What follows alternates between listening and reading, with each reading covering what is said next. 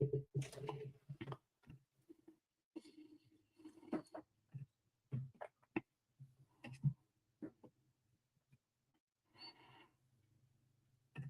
Fland is out of the NBA draft. Could he dance his way to Gonzaga next season?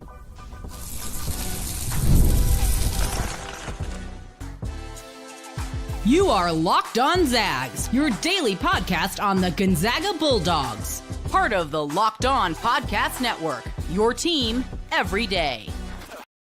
What is going on, y'all? Welcome into the Locked On Zags podcast, part of the Locked On Podcast Network, your team every day. I'm your host and longtime Gonzaga podcaster, Andy Patton, here to bring you news and updates on all things Zag athletics. Today's episode of Locked On Zags is brought to you by FanDuel. Right now, new customers can get $200 in bonus bets when your first bet of $5 or more wins. Well, folks, lots to cover today. Gonzaga will reportedly host Oklahoma at the Spokane Arena early in this upcoming college basketball season. We're going to take a look at everything we know about Gonzaga's non-conference slate at this point. We're also going to discuss Andrew Nembhard and Chet Holmgren dominating in the NBA playoffs, leading their teams to victories on Tuesday. Before we get to that, though, we are talking about the most known name currently in the transfer portal, at least a known recent name that is in the transfer portal, and that is Boogie Fland. And Boogie Fland's not new to the transfer portal necessarily, but he is new to being a known target in the transfer portal after he pulled his name out of the NBA draft process. There's a lot of kind of assumptions that Boogie would stay in the draft process, was kind of labeled a one and done prospect even before his season started at Arkansas last year, but now he has removed his name from the draft process and is one of the most highly sought after, if not the most highly sought after player currently available in the transfer portal. So we're going to talk about his fit in Spokane. We'll start just with a little introduction to who Boogie Fland is for those who don't know. He is a 6'2" rising sophomore guard from the Bronx, from New York, New York. He was a five-star recruit coming out of high school. He was initially committed to Kentucky in that really, really strong freshman class for John Calipari that ended up pretty much all going to Arkansas when John Calipari took the Arkansas job, leaving Coach Mark Pope with just one of the recruits in Travis Perry. Everybody else, Boogie Fland, Carter Knox, a couple of others as well, ended up following Coach Calipari to Arkansas, and that included Boogie Fland, who had a tremendous season when he was healthy for the Hogs last year with Coach Cal. He played 21 games, started 18 of them, played about 32 minutes per game, finished his freshman season at Arkansas, averaging 13.5 points, a little over 5 assists, a little over 3 rebounds, and 1.5 steals per game. He wasn't a particularly efficient offensive player, which is probably among a handful of negatives that he kind of felt in that draft process. I suspect that his efficiency offensively, particularly around the rim, was probably the most notable thing that deterred him from staying in the draft process. He finished his first season shooting 34% from 3 on 5 attempts per game. Not terrible, but also not great for Fland. I think he's a better three-point shooter than the numbers bared out last year. He shot just about 41% on two-pointers, though. He was 83% from the line on about 3 attempts per game, so he was good at getting to the free throw line and very good at converting from the free throw line. But some of the advanced data show that he was under 40%, about 38% at the rim. And considering that most of the games that Fland missed last year were kind of the more high-profile opponents that Arkansas played, the time that he missed was, I think, January 18th was his last game healthy until he played 3 games to close out the season in the NCAA tournament. So he missed most of the SEC slate. He missed the SEC tournament. And those were the best opponents that Arkansas played for the most part. He played some good teams in the non-conference, but to shoot 38% at the rim when a good chunk of the teams that you played were like Pacific, and I'm not saying Pacific as an example, like literally Arkansas played Pacific last year, and they played teams like that, Oakland and a few other, of those bye game type opponents. And so that makes it even more concerning that Fland struggled to finish around the rim.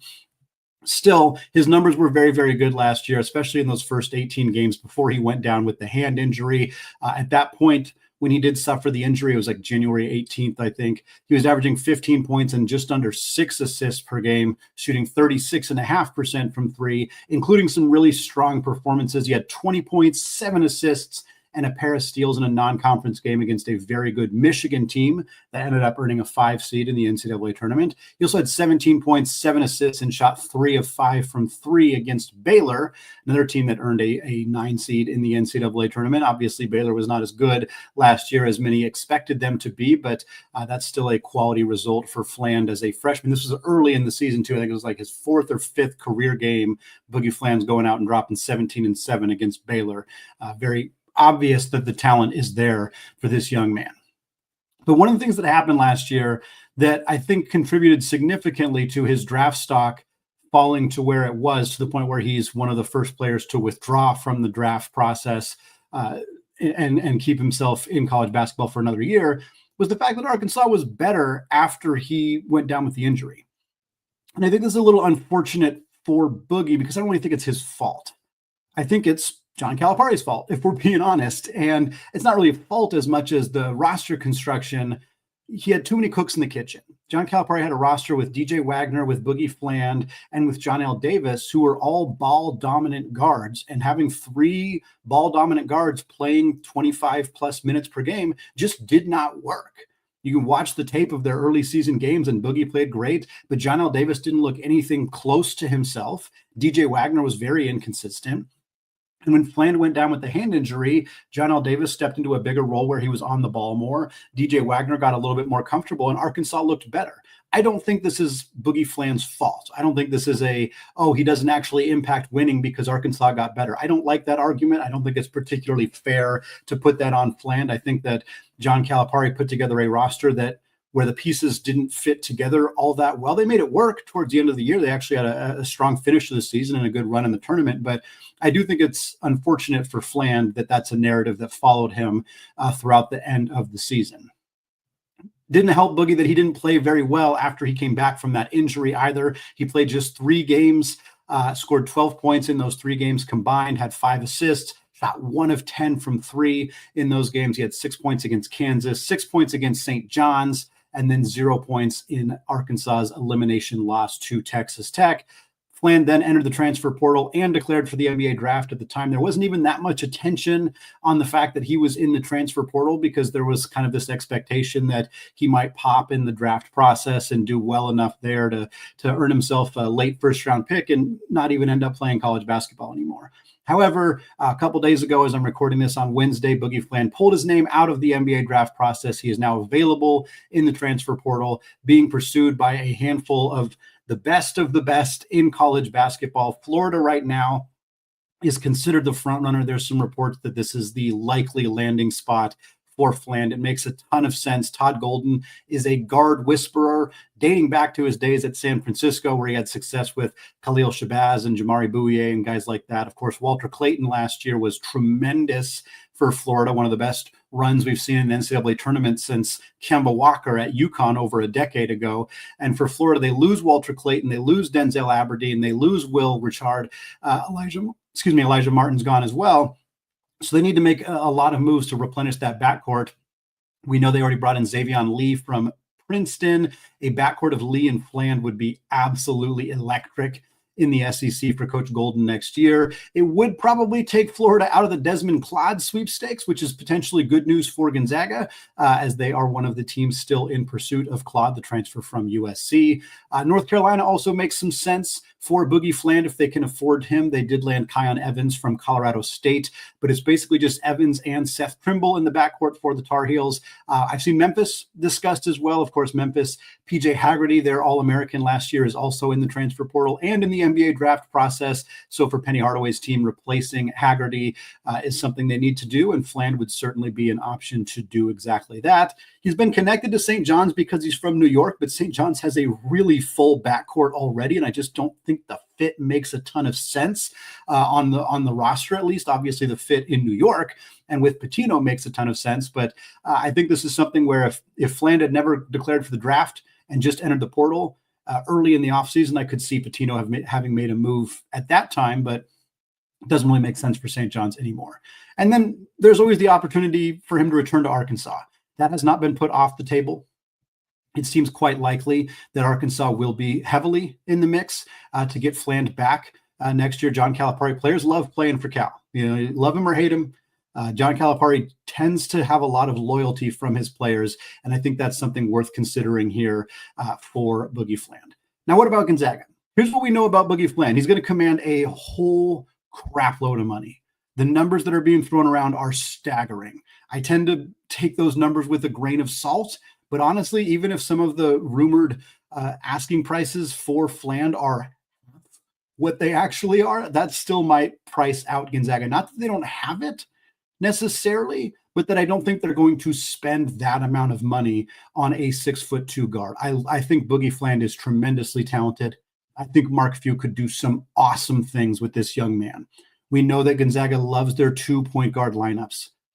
Bringing in Boogie Fland, who averaged 5 assists per game last year, alongside Braden Smith, would give Gonzaga 2 electric point guards starting together. Fland is a good defender for his size. He generated a lot of steals. He makes things happen on that end of the floor. I think being in the WCC and in an offense with more floor spacing than Arkansas had would allow him to shoot better from beyond the arc.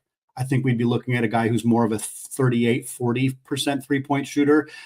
Ideally, the finishing around the rim would be better, in part because he wouldn't be going up against as many of those talented bigs in the SEC. But again, a lot of his struggles last year didn't necessarily come against SEC talent. So that is an area he would need to improve. But it's easy to see the fit at Gonzaga, although the downside here would be that Smith, Fland, and Adam Miller are all 6'3" or shorter. And I think that having another backcourt full of not very big guards could be problematic. Again, I think Gonzaga sort of mitigates that with Jalen Warley and Emmanuel Innocente and even Davis Fogel, who have more length on the perimeter than Gonzaga had last year, with the exception of Innocente, of course. But it's something where the talent that Boogie Fland has and the upside that he has are well worth the warts if Gonzaga were to bring him in.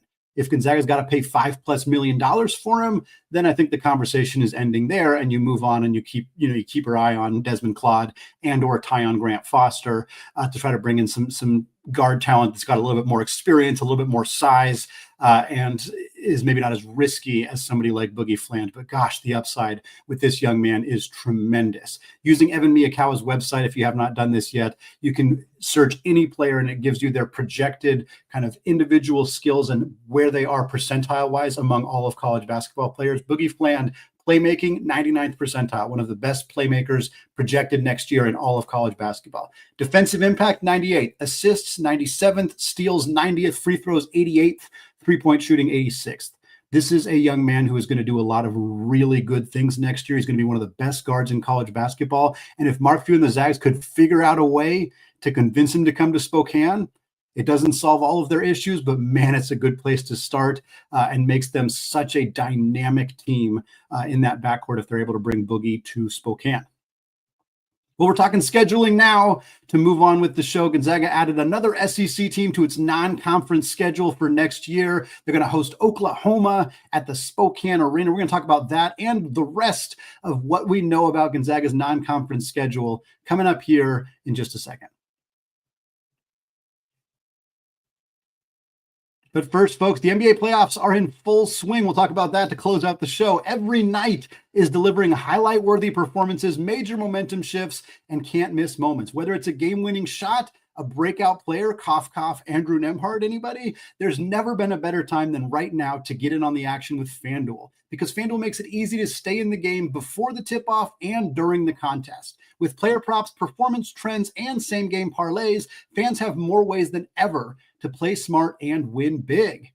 If you're looking ahead to next season, you want to put some money down on the Zags to take home that elusive national championship. Right now, they're at plus 4,000 odds to win it all. And if you're new to FanDuel, it's the perfect time to sign up. Head to FanDuel.com now and place your first $5 bet. If it wins, you'll get $200 in bonus bets. So make every moment more with FanDuel, an official sports betting partner of the NBA.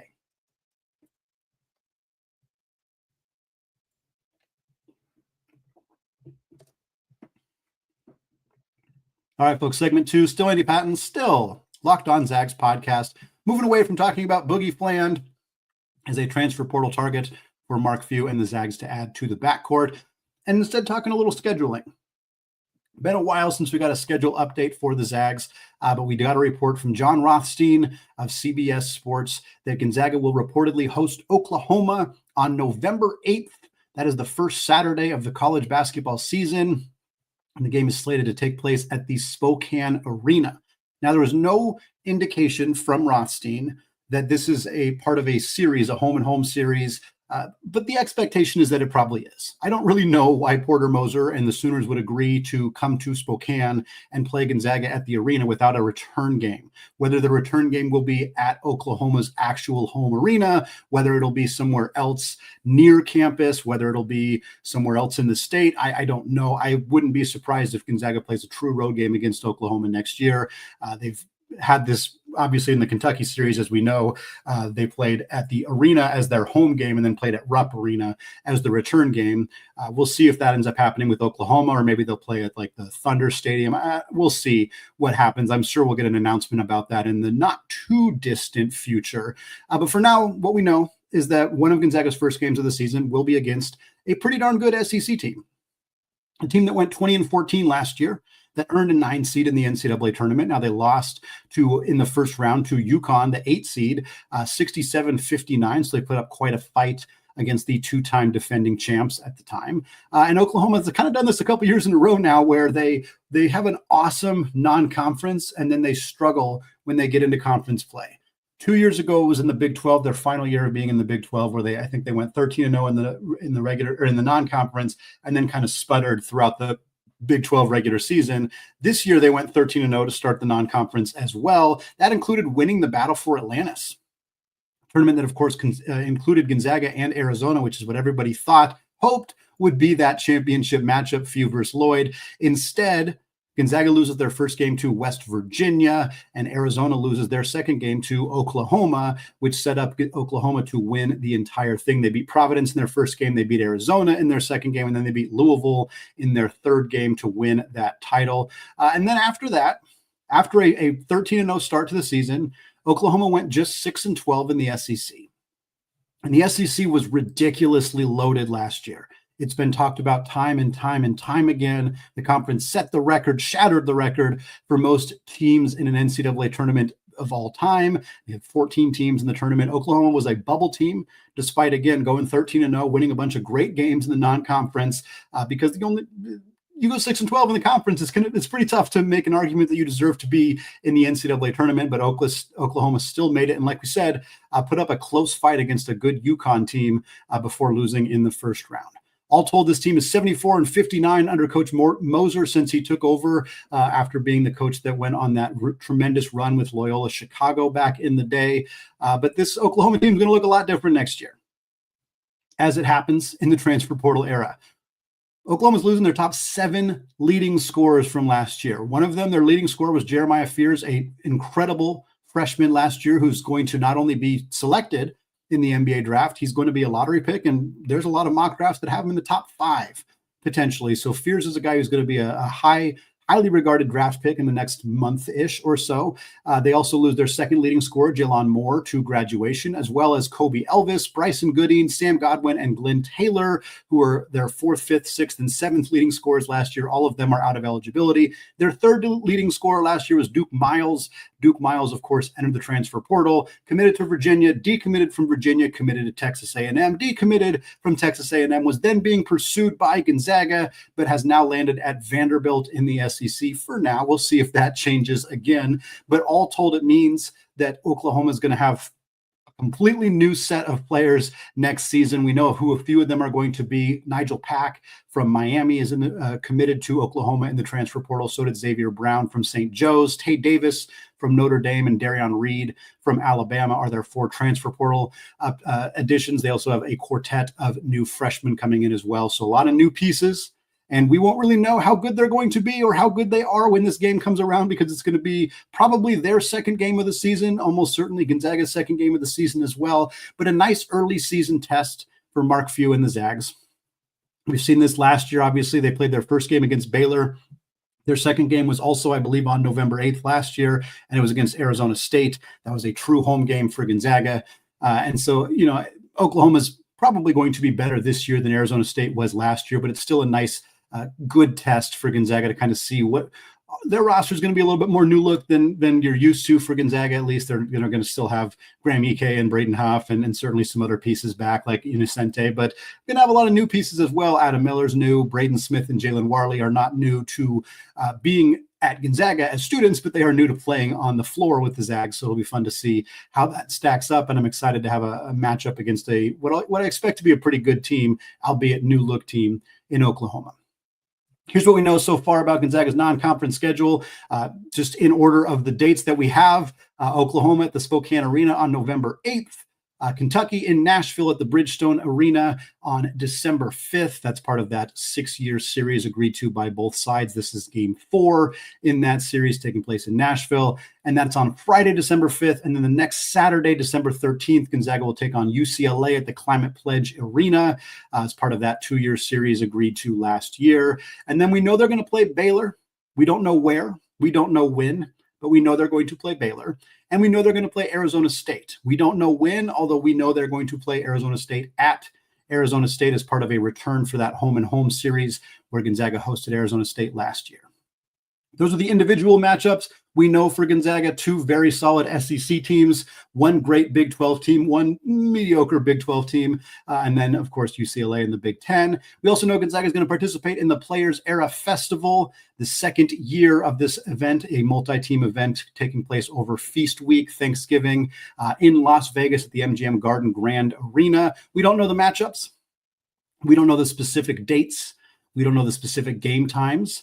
But we know the teams that are in this event, and I'm going to rapid fire read them off to you because it sounds almost like a top 25 preseason list because of how dominant and excellent this group of teams is. Here we go.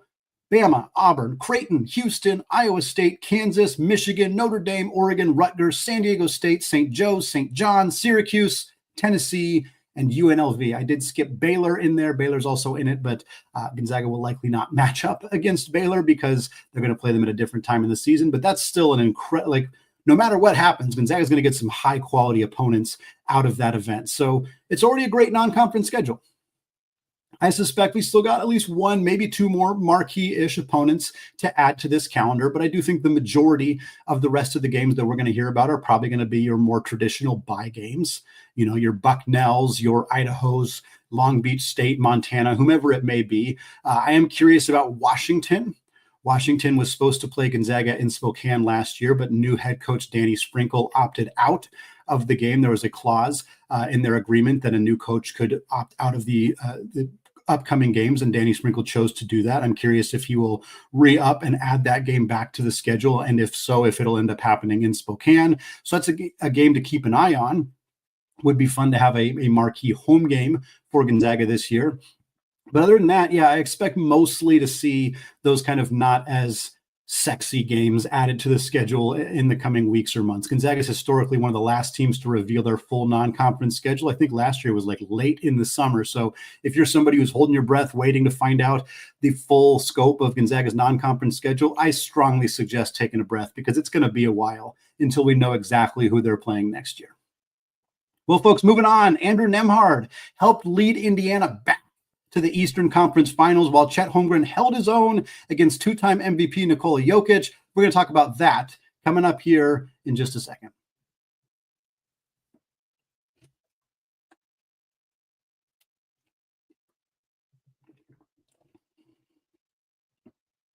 All right, folks, segment 3, still Andy Patton, still Locked On Zags podcast. Closing out the show, talking about the results from the NBA playoffs on Tuesday, in particular, the 3 Zags who were in action during those games, what it means for them going forward. It's been an incredible week for the Nembhard family.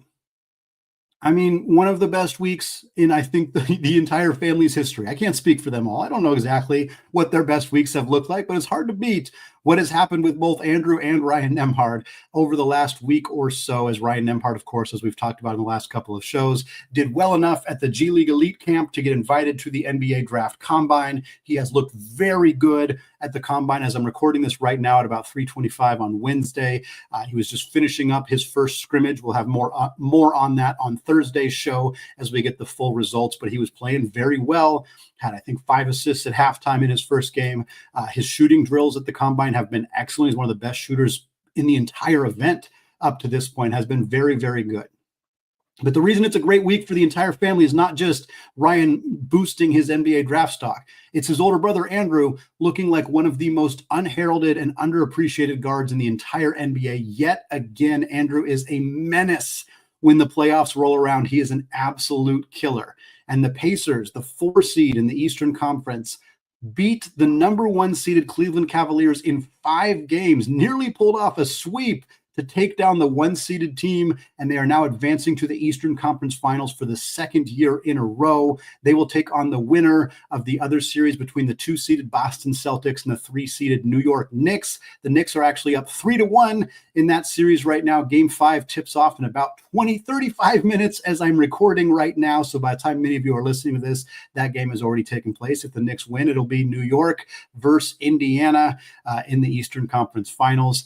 Andrew Nembhard in Game 5, 18 points, 6 assists, was 7 of 11 from the field, 3 of 6 from 3, played 37 minutes. He had a really clutch and 1 shot in the closing minute of this game. Pacers were up 2. Nembhard drove to his left, pump faked, got a defender in the air, leaned in, got the foul, got the bucket, gave them a 5-point lead with 1 minute and 9 seconds to go. Just incredible stuff from Nembhard. In this series, the 5-game series, Nembhard averaged just over 14 points, just over 7 assists, 1.5 steals in 33 minutes per game. He shot about 54% on 2-pointers. He shot 50%, 11 of 22 on 3-pointers, and he was 8 of 10 from the free throw line. He continued to hit clutch shots. He's always been a clutch player, and it has never been more apparent than when he gets into the NBA playoffs. He also has been excellent, absolute nails on defense. Again, he was the Eastern Conference Defensive Player of the Month in the month of January in the regular season, and he has been a lockdown, pesky, annoying, fun to watch, impossible to play against defender for Indiana throughout this series as well. To put up those kind of offensive numbers while being nails on defense is what makes him such an incredibly valuable player for this Pacers team. He has now played in 27 career playoff games, Nembhard has, and he's averaging 14.8 points, 5.7 assists, 1.5 turnovers, shooting 56.7% on 2s, 49% from 3, and 81% from the free throw line. Let's compare that to his regular season numbers, which are by no means bad, but are not nearly at that level. In the regular season, Nembhard's averaging 9.6 points, so about 5 less per game, 4.6 assists, so about 1 less per game, 1.6 turnovers, so actually a little bit more turnovers per game. His 2-point percentage is about the same, but his 3-point percentage, which has been 49 in the playoffs, is 33.5 in the regular season. He's a comparable free throw shooter, but regardless, really incredible stuff from Nembhard and what he's been able to do as a playoff performer for this Indiana Pacers team. Indiana fans and frankly Gonzaga fans, I don't think any of us could have imagined that this is the player that Andrew Nembhard would be at the NBA level. Again, this time 2 years ago, 3 years ago, he wasn't expected to be drafted. And not only does he get drafted as the first pick of the second round, he far exceeds the expectations of any second round pick and is an integral part of a very fun, upstart, exciting Indiana team to watch in the playoffs. I could not be rooting for the Pacers harder than I am this year to see Andrew Nembhard and the success that he has had.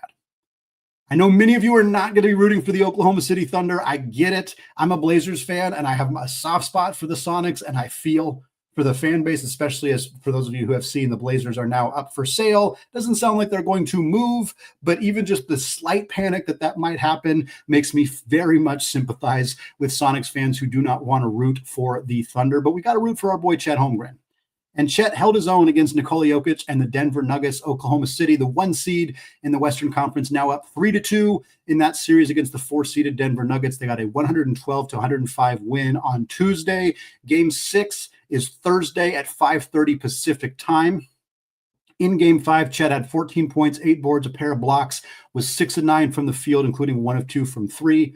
In the series so far, he's averaging 13.5 points, about 11 rebounds, 2.5 blocks per game, shooting about 52.5% on two-pointers. Hasn't shot it very well from deep, just 23.5% from beyond the arc. But Chet's numbers, while they are not jaw-dropping, he is also being tasked with guarding the two-time MVP and the best basketball player on planet Earth right now in Nikola Jokic. And there's been a lot made about Jokic struggling in the playoffs this year. He struggled in their first round series. He's struggling now. Now, in this most recent game, for those of you who watched it, Nikola Jokic did not struggle. He had 44 points. That is the opposite of struggling. He had 44 points on 17 of 25 shooting. So Chet maybe didn't have his best defensive game in that one. And again, it's not like it's exclusively Chet guarding Nikola Jokic. They have others, they kind of rotate in and out on him. But tough assignment for Holmgren to be asked to defend Jokic and to play a valuable role for this team offensively. And he's been doing a more than adequate job in those roles. And we'll see if he's able to help get this team a W in game 6, again on Thursday, send Oklahoma City to the Western Conference Finals, where they'll take on the winner of Golden State or Minnesota in that series.